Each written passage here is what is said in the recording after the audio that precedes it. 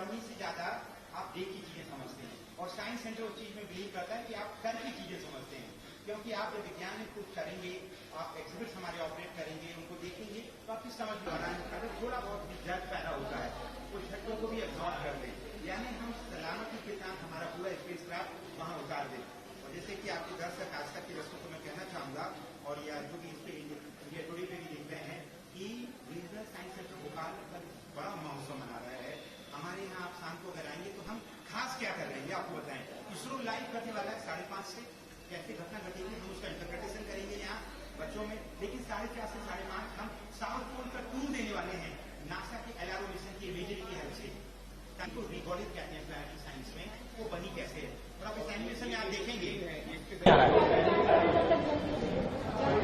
Net आ रहा है, network है।